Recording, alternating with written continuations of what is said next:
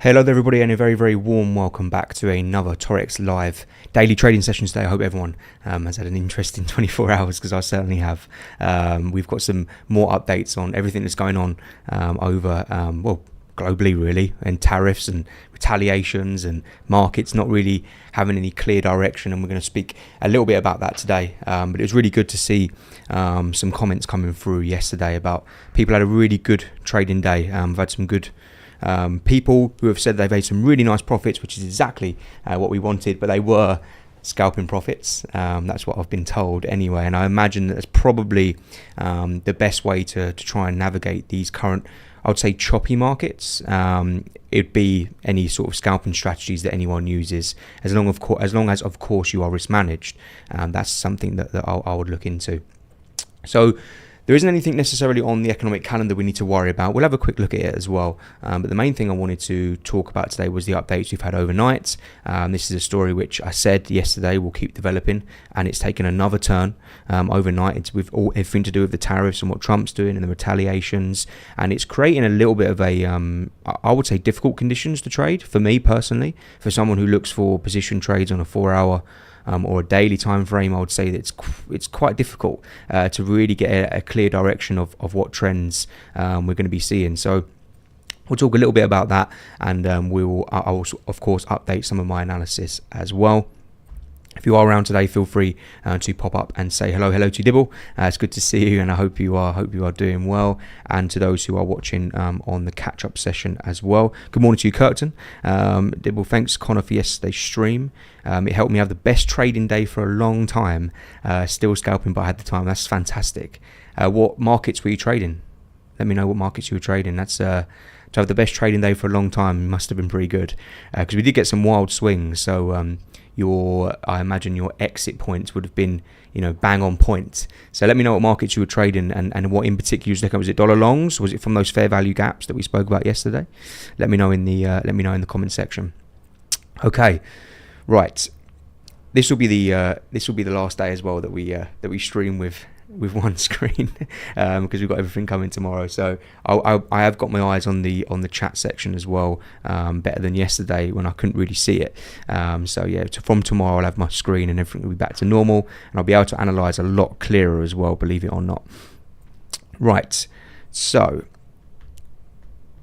let's have a look first of all at what we had overnight. I just want to give a quick summary, because this is something which for a lot of people could be quite confusing, but I want to summarize it and break it down as easily as possible for you in terms of what's happened. So we said yesterday about the Trump tariffs and how the retaliation that would be, or that would come from that, or potentially come from that, would be stock market negative.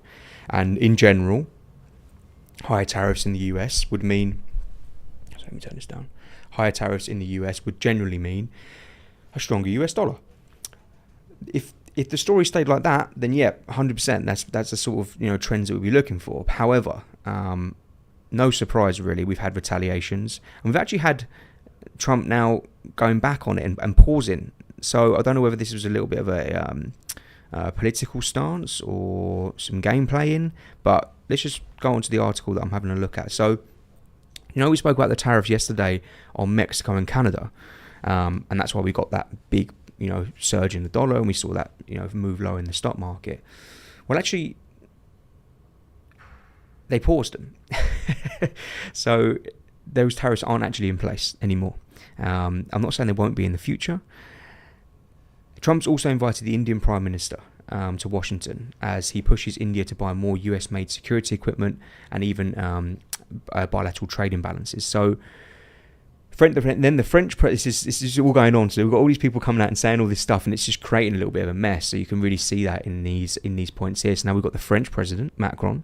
He said that the EU is a power that stands its ground, and the 27-nation bloc would have to make itself respected if the US hits it with tariffs, essentially saying, if you put tariffs on us, we're going to put tariffs on you.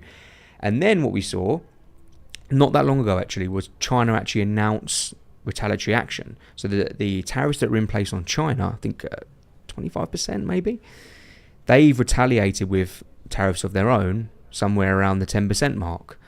So they've now vowed to retaliate after 10% tariffs are placed on China. So it was 10% on China, and China have come out and said that we're going to retaliate to you. very difficult to keep up with, I imagine, as a trader. And this is not anything that we planned at the beginning of the week, and this is sometimes the way that markets go, but it's very important that we keep up to date as much as we can with what's going on. And this, in really simple terms, the more retaliation that we get, the more threats that we see, the more that feeds into negative risk sentiment. So when we look at things like the Nasdaq or the S&P 500, I need to really rethink my analysis. So here's the S&P 500 from yesterday, and you can see the market's bounced, right? Filled that fair value gap and now are sort of trading roughly within it. So this is, if I delete that, I'm really trying my best not to sit on the fence here, but when you actually look at the price action of the stock market, I was looking at it the other day and I was thinking, this is a mess. There isn't actually really any clear direction here, which makes it a really difficult market to trade unless you're looking at scalping strategies. Now, just on that, I believe that in these times where markets are, ranging with quite volatile swings, 2% up, 2% down the next day because of these retaliations that we're seeing across the board, I would probably say that a scalping strategy as such is probably the best way to trade it.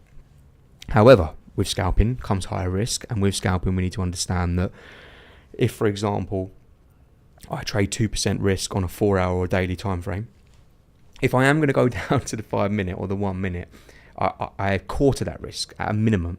I only really want to be risking 0.25% or something like that on a trade. So I just want everyone to bear that in mind, and also make sure your exit strategy is on point. The reason is because when we trade on those lower time frames, we get those wild swings. You could be, really nicely in profit, and then suddenly it just gets wiped out, because of these wild swings that we're seeing. So just be very, very careful. I have to say, these conditions right now, for me personally, and these streams are about me documenting my trading. For me personally, I'm struggling. I'm struggling to find any clear opportunities to start February, and that's fine. I'm not getting, distressed about that. I'm keeping my head, I'm keeping my cool, and I'm just waiting and being patient for that real clear, decisive move. Okay, Dib, we'll see. It was euro dollar long and short for you. Fantastic. Well, it's very, very well done to you. So I just wanted to give you that piece of advice from me, is that these markets are choppy. These markets are unpredictable more than anything else. Unpredictable markets lead to difficult trading conditions. Yes, you can go down those time frames and catch some big swings. I'm sure scalpers are absolutely loving this. However, just be careful. Right. The only thing that really does, scream out to me as a potentially good opportunity is I do still like dollar longs, right? And you can actually see that from here, we have now filled that fair value gap. Yes, we dipped a little bit below it, but we are still, I would say, in bullish structure here on the US dollar. The only way I would say that we're not bullish in structure would be, if we got a breakdown below this low, probably, which is our most recent market structure low. So, and again, apologies because I'm really fiddling with a laptop here.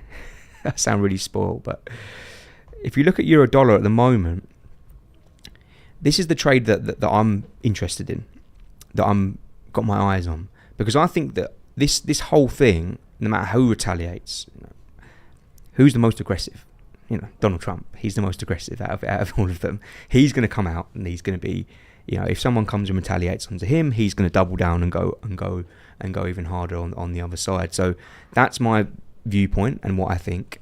Now, if you look at euro dollar, when you think about the fact that we haven't announced the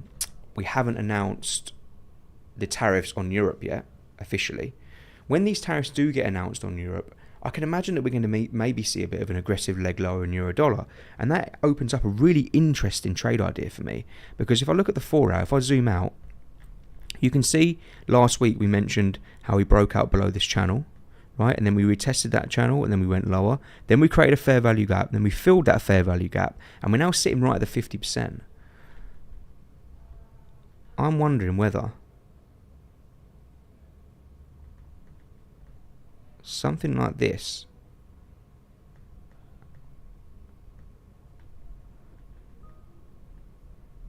could be potentially good trade.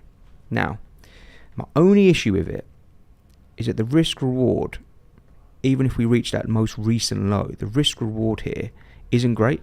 You can see it's only 0.73 to reach this low. To reach the swing low down here, it's not even 1-to-1. So what I'm trying to do is I'm trying to refine this area, maybe by, again, going down lower on the time frames, trying to get a better risk reward.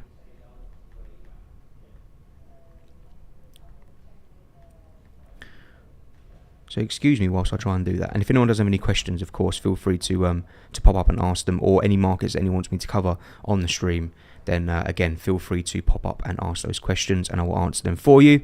If it lets me close that down, there we go. So I'm just looking to see if there's anything clear cut on these lower time frames.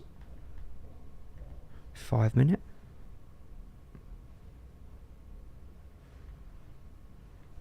If I turn my smart money concepts indicator on, nothing really screams out to me, you know. We did grab these equal highs liquidity, you can see that. Then there's the displacement. I'm trying to see if there's a nice area. I just can't find it. I'm not going to force it if it's not there. Let's have a look at another market. We actually broke out above the fair value gap on the pound versus the US dollar. So, you know, there's a potentially long opportunity to go higher here on the pound. We have got that Bank of England decision on Thursday as well.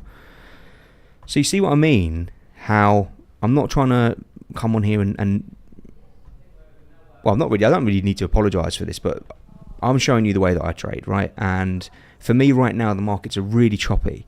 They're really not showing any clear direction at the moment. And therefore, I shouldn't really be trying to force a trade. And that's really what I was trying to do there. You see that? I was trying to make an excuse for a trade, and nothing, if it doesn't like hit you in the face when you look at them and go, yeah, that's it, then don't trade it. Let's look at gold. This is our gold trade, which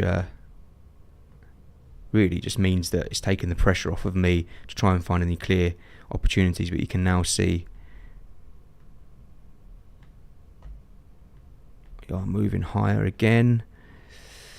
It's a little bit of a there's a nice order block down here at 2760 with liquidity there. That could be a good support area. I might set myself an alert at that level. I might just stick to trading gold, to be honest, while everything else isn't very clear. Okay, I'm going to set myself an alert there, and let's have a look at oil. What's oil up to? Again, look, these wild swings, massive move high, and then it retraced again, and then it's just really, really messy price action, to be honest. Okay, and in terms of news events for today, we haven't got anything specific to take a look at. So, okay, right, well, although there's not a clear opportunity for me today, I'm not rushing into anything. I'm just going to take my time, and I'm going to wait for those opportunities to come to me, because these markets will move. Look at the VIX, by the way, it's up 13%. That's the volatility index. That shows how volatile these markets are, and the higher the volatility, the more we have a risk-off sentiment. But do you want to sell the stock market? You're a braver man than me if you're going to try and sell the stock market right now. So my biggest advice would be to keep on top of these, and I'll help you keep on top of these events. Don't jump into any trades if it's not clear. Like for me, it's not quite clear at the moment, so I'm not going to be jumping in just for no reason.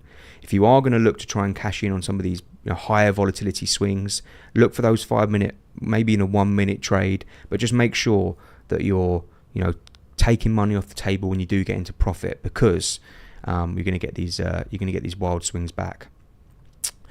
Just quickly as well, I wanted to point everyone in the direction. You may have seen a video going around yesterday, and that is that we have launched our Atmos prop, which is just a fantastic website. I'd recommend you go and check it out, atmos.tradetaurex.com. You'll see me on there as well as a little demo video, it's a broker-backed prop firm, and trust me, in this industry, the prop firm industry as such, there's a lot of issues around regulation and firms closing down, and being broker backed is going to be something which is a necessity very, very soon.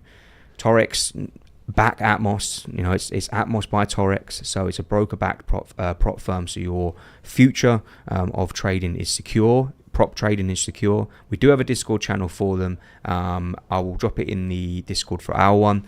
But yeah, you'll see me doing the content for both of them. So I'm really excited by that. Feel free to go and check it out and have a look at some of the fantastic challenges that they've got available. Okay, good stuff. Right, I will end the stream there then, everybody. Thank you very much to those who have tuned in. I'm sorry that there's not any real clear direction at the moment, but we're not going to be rushing into trades that aren't quite set up for us. But they will be. I promise that direction will come. Okay, thank you very much. Take care, and I'll see you soon. Thank you.